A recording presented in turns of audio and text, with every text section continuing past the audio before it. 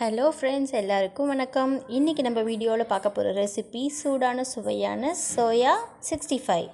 வாங்க வீடியோக்குள்ளே போகலாம். இதுக்கு தேவையான பொருட்கள்: 1 கப் சோயா, 2 டீஸ்பூன் மிளகாய்த்தூள், 1 டீஸ்பூன் கரம் மசாலா, உப்பு தேவையான அளவு, 2 டேபிள் ஸ்பூன் அரிசி மாவு, 2 டேபிள் ஸ்பூன் கார்ன்ஃப்ளவர் மாவு, 1 டேபிள் ஸ்பூன் இஞ்சி பூண்டு விழுது.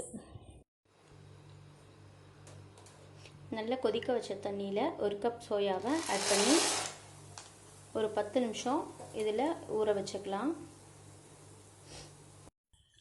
சுடு தண்ணியில் ஊற வச்ச மீல் மேக்கரை 2-3 டைம் நார்மல் வாட்டரில் வாஷ் பண்ணி பிழிஞ்சு எடுத்து வச்சுக்கலாம். அதில் இப்போ 2 டீஸ்பூன் மிளகாய்த்தூள், 1 டீஸ்பூன் கரம் மசாலா, உப்பு தேவையான அளவு, கார்ன்ஃப்ளவர் மாவு 2 டேபிள் ஸ்பூன், அது கூட 2 டேபிள் ஸ்பூன் அரிசி மாவு,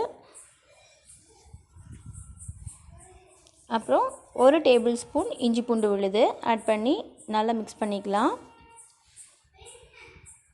தண்ணி சேர்க்காதீங்க, இதிலே நல்லா மிக்ஸ் பண்ணிக்க கோட் ஆகிடும் நல்லா.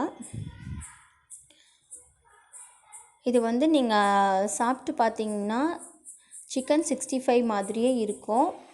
சில நேரங்களில் நம்ம நான்வெஜ் சாப்பிட முடியலங்கிற வருத்தத்தை கண்டிப்பாக இது குறைச்சி வைக்கும். நீங்கள் இதை கண்டிப்பாக ட்ரை பண்ணி பாருங்கள்.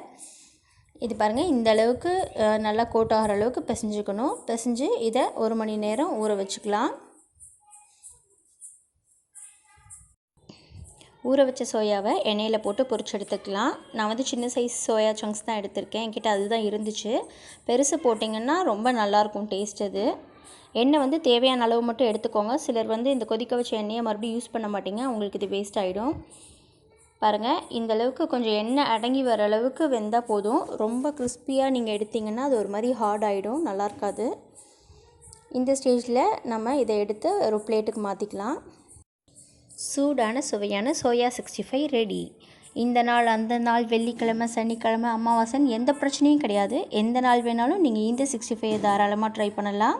மறக்காமல் இந்த ரெசிபியை ட்ரை பண்ணிவிட்டு உங்களோட கமெண்ட்ஸை எனக்கு கீழே இருக்க கமெண்ட் செக்ஷனில் போஸ்ட் பண்ணுங்கள். மறக்காமல் என் சேனலை சப்ஸ்கிரைப் பண்ணுங்கள். தேங்க்யூ.